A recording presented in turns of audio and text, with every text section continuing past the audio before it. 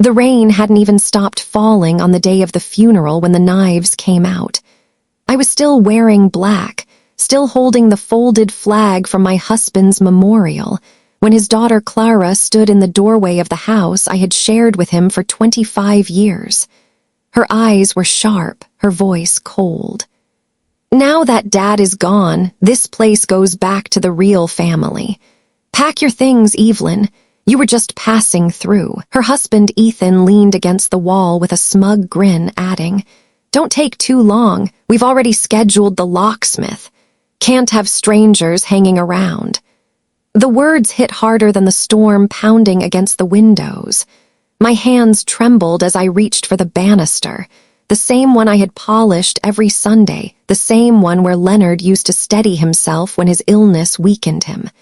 This was supposed to be my home, our home, but in their eyes, I was nothing more than a guest who had overstayed her welcome. I took a breath, refusing to give them the tears they wanted. Instead, I walked upstairs, pulled a single suitcase from the closet, and began folding clothes in silence. Clara followed me room to room, watching like a guard dog. She even snapped, "Don't touch Mom's jewelry. It's not yours." I almost laughed. Jewelry? Let her cling to trinkets. She had no idea what her father had entrusted to me. When I walked out into the rain with that small suitcase, the locks clicking shut behind me, I looked back one last time. Clara's arms were crossed, her smile triumphant. Ethan waved like I was a nuisance finally dealt with. They believed they had won. If only they knew what was coming next. The next morning, I stood outside the glass doors of Greenridge Bank and Trust just as the clock struck 9. My suitcase sat at my feet like a silent witness to everything I had lost. I hadn't slept. How could I? My husband Leonard had barely been laid to rest, and his daughter had already erased me from the life we built together. The manager, Mr. Alcott, had known Leonard and me for years. When he saw me, his expression flickered from sympathy to unease. "Mrs. Hartman, please come inside." I slid my marriage certificate and ID across the desk. My voice didn't shake. "I need to know exactly where I stand. Leonard prepared for this day. I want the truth." "Mr." Alcott typed quickly, his face draining of color as numbers filled the screen. He finally looked at me with a mixture of shock and careful respect. "Evelyn, you are listed as primary beneficiary on multiple accounts. In fact," he turned the monitor toward me, "you hold controlling rights to 70% of hydro-core energy. And there's more. Your name was added last year as co-signatory on the generational trust funds." My heart pounded so hard I could barely hear him. Clara's triumphant smile from last night replayed in my mind, and I almost laughed. But then Mr. Alcott slid a printed ledger toward me. "There's a problem. The trust funds were supposed to remain untouched until the grandchildren turned 25. Yet in the past 18 months, there have been large withdrawals, hundreds of thousands, all authorized by Clara Mitchell." I traced the lines of numbers with my fingertip. Vacations disguised as medical bills. Mortgage payments disguised as education fees. The same daughter who had called me a parasite had been stealing from her own bloodline. I leaned back in my chair, a slow smile forming. "Mr. Alcott," I said softly, "freeze every account she touched. Today we change everything." By noon, I was sitting in the mahogany-paneled office of Victor Ramirez, Leonard's attorney for more than 3 decades. The room smelled of leather and old books, the kind of place where secrets had weight. Victor rose from behind his desk and took my hands gently. "Evelyn, I'm so sorry for your loss, but I'm afraid your husband anticipated complications." I arched a brow. "You mean Clara?" He sighed, reaching into a drawer. 6 months before his death, Leonard came to see me. He was worried. He asked me to safeguard this until the will was read. "But given what you've already uncovered, I think you should see it now." He slid a sealed envelope across the desk. My heart stuttered at the sight of Leonard's handwriting. shaky, but still his. With trembling fingers, I broke the seal. My dearest Evelyn, if you are reading this, then my fears about Clara have proven true. I have loved her since the day she was born, but her hunger for more has blinded her to gratitude. You deserved better than her scorn, better than the loneliness I sometimes failed to protect you from. I built hydrocore with you at my side. Every late night, every risk, every triumph, you were there. That is why the company, the estate, and the trust must rest with you. You are the one who will use them wisely. Do not let anyone shame you into believing otherwise. Yours forever, Leonard. Tears blurred the ink, but I didn't cry out of grief alone. No, this was vindication, proof that my husband had seen the truth, even when his daughter had not. Victor cleared his throat. Evelyn, the will reading is scheduled for Friday at 2 o'clock. Everyone will be there. I folded the letter carefully, my resolve hardening. Good, I said. It's time they learned exactly who Leonard trusted. That evening, I returned to the house that only yesterday they had thrown me out of. The lights blazed through the tall windows, laughter and clinking glasses spilling into the night air. Clara was hosting a celebration, as if her father's death were the opening act to her inheritance. I stepped through the doorway without knocking. The room went still. Ethan's glass froze midair, and Clara's smirk twisted into a glare. "What are you doing here?" She snapped, her voice dripping venom. "I told you you're not welcome." I set my purse down calmly on the entry table, my heels clicking against the marble floor. "Relax, Clara. I'm not here to stay. I just wanted to wish you luck." Ethan scoffed. "Luck? We don't need your pity, Evelyn. This house, the company, the legacy, it's all ours now." I tilted my head, studying them the way one might study children playing dress-up. "Is that what you truly believe?" Clara crossed her arms, defensive. "It's not belief, it's fact. You're nothing but a temporary chapter in my father's life. Tomorrow the will makes that official." I smiled sweetly, leaning closer. "Funny you should say that, because earlier today I sat in a certain bank office, and I saw things, numbers, withdrawals, signatures, things that don't quite add up." Her face paled just for a second. Ethan shifted uneasily. "You don't know what you're talking about," Clara hissed. "Oh, but I do." I picked up my purse again, turning toward the door. "Enjoy your little party. Tomorrow will be far more entertaining." As I stepped back into the cold night air, I heard their voices rising behind me, panic dressed as anger. For the first time in days, I felt the storm breaking in my favor. Friday afternoon, the conference room was suffocating with tension. Heavy curtains blocked the sun, the air thick with perfume, cologne, and barely contained resentment. Clara sat rigidly beside Ethan, her manicured nails drumming against the table. Across from them, Leonard's brother and sister whispered in uneasy tones. I sat closest to attorney Victor Ramirez, Leonard's letter folded neatly in my bag. My heart beat steady. Today wasn't about revenge, it was about truth. Victor adjusted his glasses and opened the thick leather folder. "This is the last will and testament of Dr. Leonard Hartman, dated 6 months prior to his passing." Ethan leaned back with a smug grin. Clara shot me a sideways glance, her eyes daring me to crumble. Victor cleared his throat. "To my beloved wife, Evelyn Hartman, I leave the Hartman estate, including the family residence, the lakeside property, and 70% controlling interest in hydrocore energy." The room went silent. Clara's mouth dropped open. Ethan nearly choked on his own breath. Victor continued as if he hadn't noticed. "To my son-in-law, Ethan Mitchell, I leave nothing." He paused deliberately. "And to my daughter, Clara Mitchell, I leave 15% ownership in hydrocore and a modest cash trust.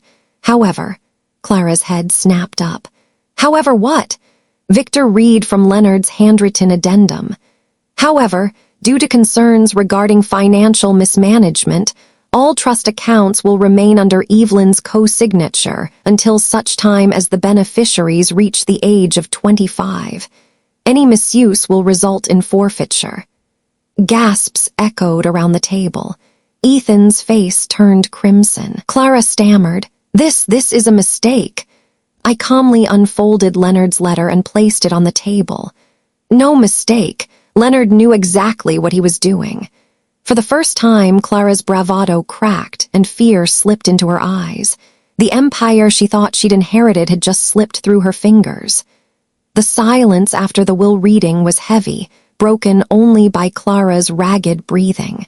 She looked around the room, searching for anyone to defend her. Ethan opened his mouth, but I beat him to it. "Actually, Victor," I said, sliding a folder from my purse, "there's something else everyone should see." I spread the documents across the polished oak table. Bank ledgers, transaction reports, signatures scrawled in a hand that was all too familiar. "These are withdrawals from the children's trust funds," I explained, my voice steady. Over the past 18 months, nearly $480,000 was siphoned out, supposedly for tuition and medical emergencies. I tapped one page with my finger. But as you can see, the money went to Ethan's collapsing business, their vacation in Santorini, and even credit card debt. Clara's face drained of color. Ethan slammed a fist on the table. "This is slander." Victor leaned forward, eyes narrowing. "These records were provided directly by Greenridge Bank, authenticated and signed. They are indisputable." Gasps rippled around the room. Leonard's sister, Marjorie, whispered in horror, "You stole from your own children, Clara." Clara shook her head furiously. "No, it was temporary. I was going to pay it back once Dad's estate." "Enough," David, Leonard's son from his first marriage, snapped. His chair screeched as he stood. "You threw Evelyn out of her home while you were the real thief. Do you realize what you've done to this family?" Clara's eyes brimmed with tears. She reached toward me, desperate. "Evelyn, please, you have to believe me." I leaned back, folding my arms. "Believe you? You called me a parasite while stealing from the very blood you swore to protect." "No, Clara. The truth is finally speaking for itself." The room erupted, anger, accusations, shame. And at the center of it all, Clara's carefully constructed world crumbled into dust. The conference room dissolved into chaos. Voices rose, chairs scraped, and for once, Clara had no words sharp enough to defend herself. Ethan, red-faced and trembling, tried to puff out his chest. "This is nonsense. Evelyn forged those records. She's setting us up." Victor raised a hand, calm and precise. "Actually, the district attorney's office already has copies. The investigation began the moment Mrs. Hartman requested a forensic audit last week. This," he tapped the ledger, "is only the surface." Ethan's swagger faltered. "The DA?" "Yes," Victor said, his tone clipped. "And the evidence doesn't just implicate Clara. Your company's accounts show fraudulent vendor invoices, fake expense reports, and money funneled directly into your personal accounts.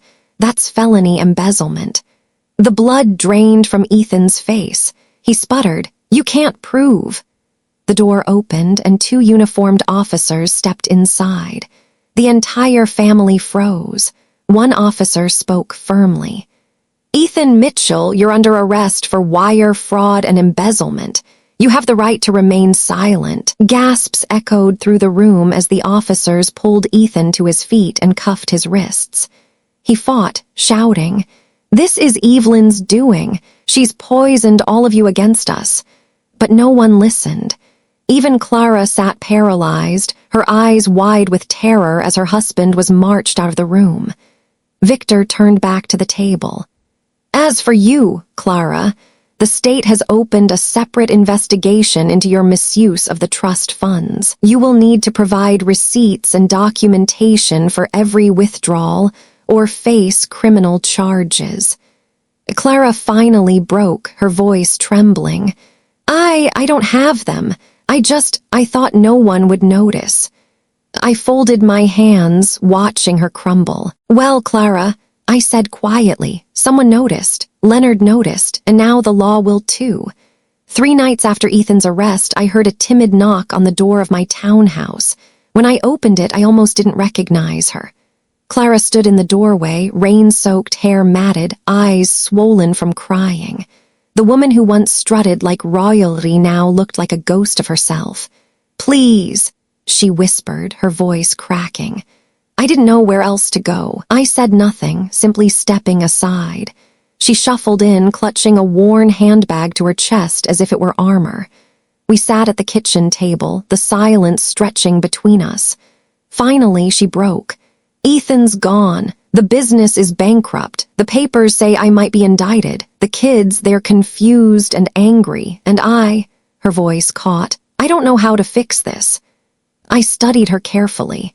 This wasn't the arrogant Clara who had called me a parasite. This was a woman stripped bare, cornered by her own choices. "What do you want from me?" I asked softly. Her eyes flooded again. "A chance, just one. I don't expect forgiveness. I don't even deserve kindness. But I need help, please. Show me how to make this right. Show me how to be the daughter Dad believed I could be." For a long moment, I let her words hang in the air. Part of me wanted to slam the door, to let her drown in the mess she'd created. But another part remembered Leonard's shaky handwriting. "Do not let anyone shame you into believing otherwise." I leaned forward.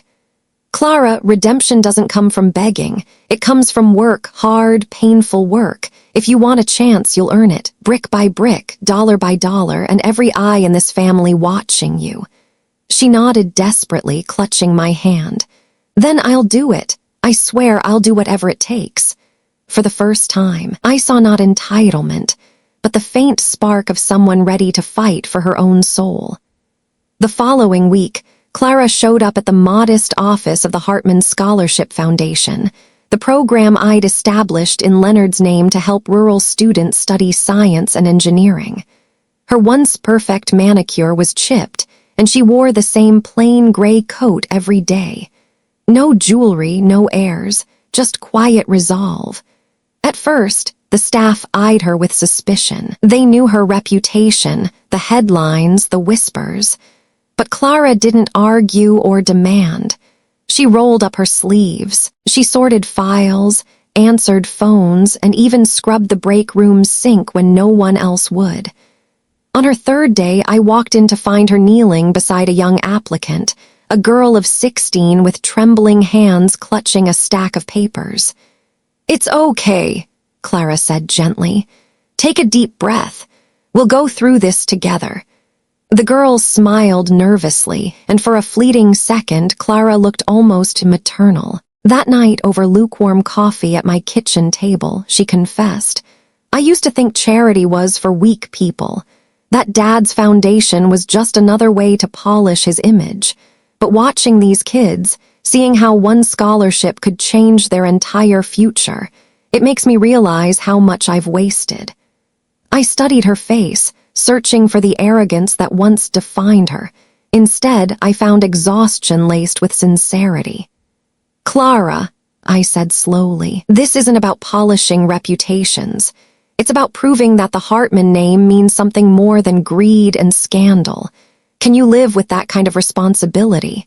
Her eyes filled, but her voice didn't waver. "Yes, if you'll let me." For the first time since Leonard's funeral, I allowed myself to hope. Maybe redemption wasn't just a word. Maybe it was something you built, one act of service at a time.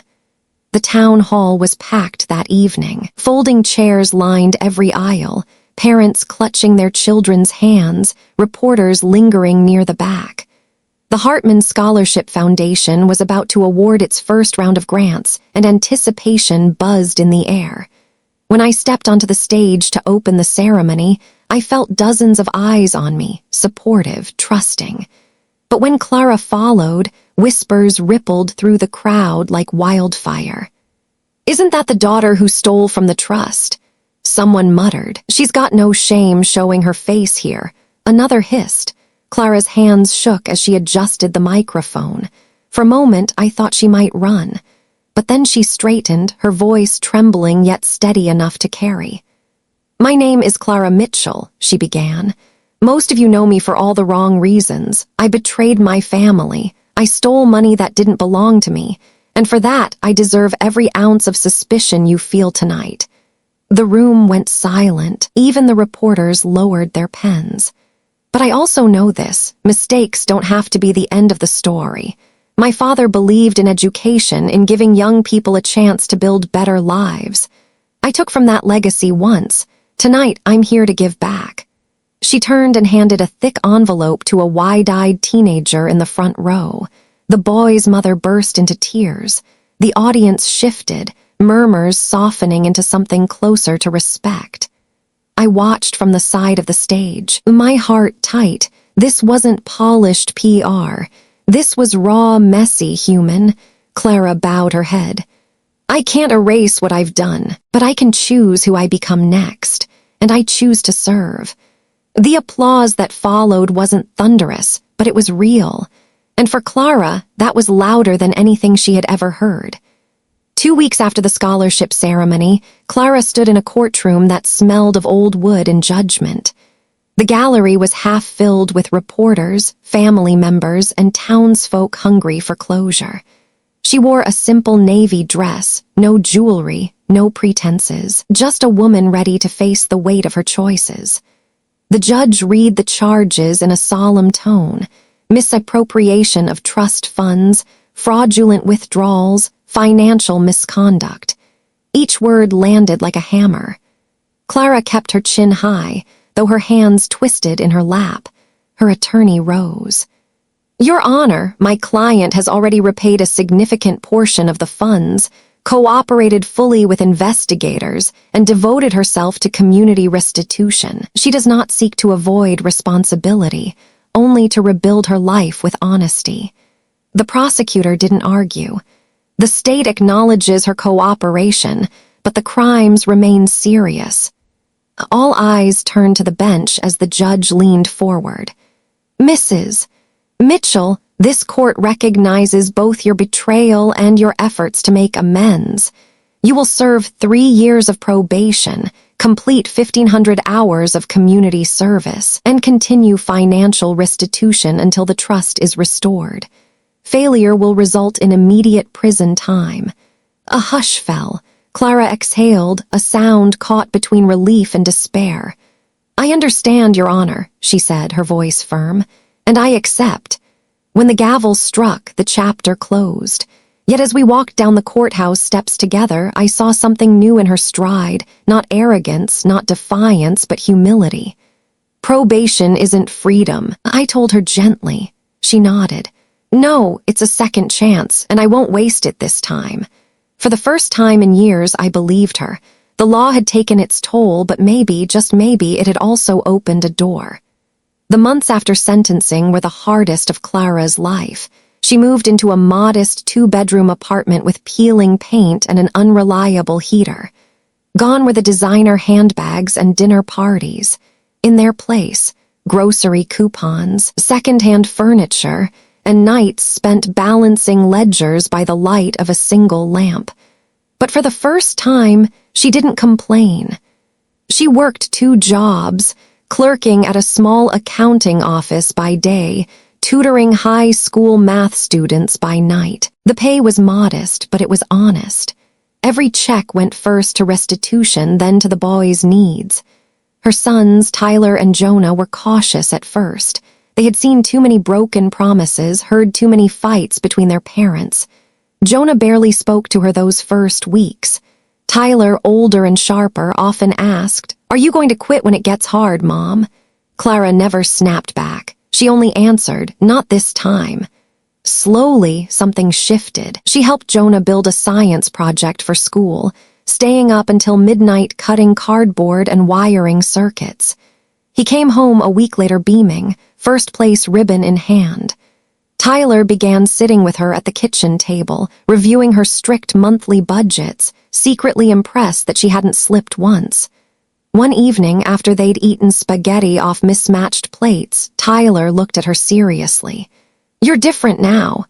Clara smiled faintly. "I'm trying to be." And for the first time in years, her son reached across the table and squeezed her hand. It wasn't forgiveness, not yet, but it was something stronger, trust beginning to regrow, fragile but alive. Watching from the doorway, I felt Leonard's presence like a quiet blessing. His daughter was finally becoming the woman he always hoped she could be. It was a quiet Saturday morning when the knock came. Clara was in the kitchen making pancakes with Jonah while Tyler worked on college applications at the table. When she opened the door, her breath caught. Ethan.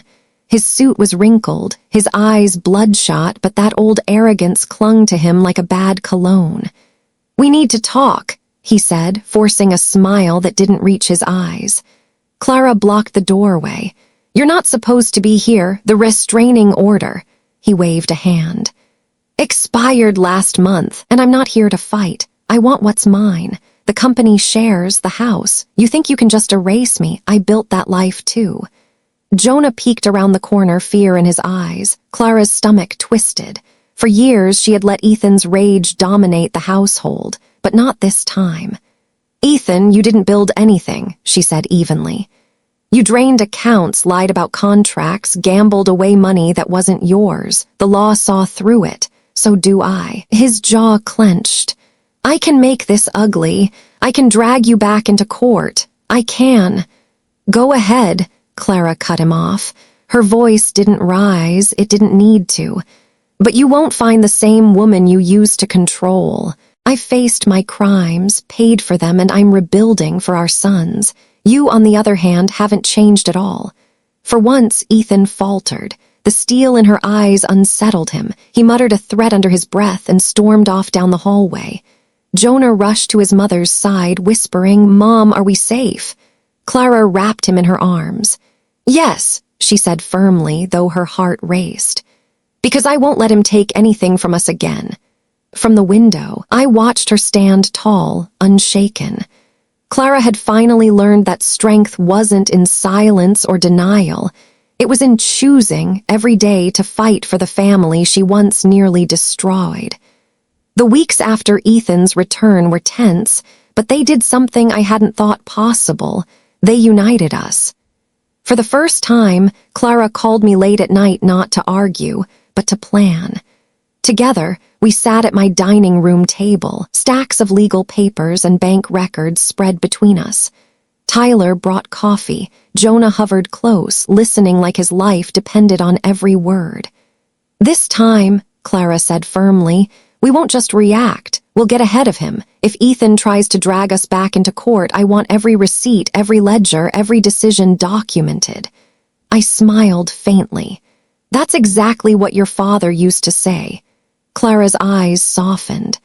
"Then maybe I'm finally learning from him." We filed motions with Victor, reinforcing custody arrangements, tightening protective orders, and locking down HydroCorp's corporate structure so no outsider, least of all Ethan, could ever touch it. At the same time, the Scholarship Foundation expanded, fueled by community donations after people saw Clara speaking openly about accountability. The night of the Foundation's one-year anniversary banquet, I watched from the stage as Clara introduced 3 new scholarship recipients. Her voice no longer trembled. It carried across the hall with strength. "These students remind us," she said, "that second chances aren't given, they are earned. I stand here not as a woman who never failed, but as one who is still fighting to be worthy of her family's name." Tyler and Jonah clapped the loudest. Their faces shone with pride, not embarrassment. Later, as we walked home together, Clara slipped her hand into mine. "I couldn't have done this without you." I squeezed gently. "You didn't just do it with me, Clara. You did it for them, for your boys, and for the legacy Leonard left behind." For the first time, the word family felt whole. 5 years later, the Hartman name meant something entirely different. The grand estate that once echoed with arguments and suspicion was long gone. In its place stood a bustling community learning center, funded by HydroCorp's profits and the Scholarship Foundation that had grown beyond anyone's imagination. The plaque outside read, "The Hartman Center for Renewal, in memory of Dr. Leonard Hartman. On a warm spring afternoon, Clara stood beside me at the dedication ceremony. Her hair now streaked with silver, her expression calm, steady.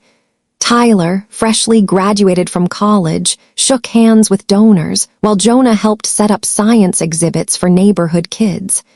When Clara stepped up to the microphone, the crowd hushed. 5 years ago, I was standing in a courtroom, facing the consequences of my worst decisions. Today, I stand here proud, not because of what I've gained, but because of what we've built together. My father believed in redemption. My stepmother believed in me when I didn't deserve it, and my sons believed that family could survive even the deepest cracks. This center belongs to them, and to every young person who needs a second chance. The applause was thunderous, but it was Jonah's voice that pierced my heart as he leaned toward Tyler and whispered, "She did it. Mom really did it." Later, as the sun dipped low, Clara and I placed flowers on Leonard's grave.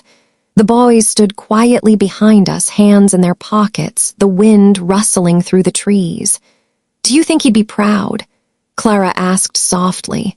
I smiled through tears. "He already is. Look around you, Clara. This is his legacy and yours." For the first time in decades, I felt complete. Not just a widow, not just a guardian of wealth, but a mother, a grandmother, and a builder of something that would outlive us all. The Hartman family was finally whole.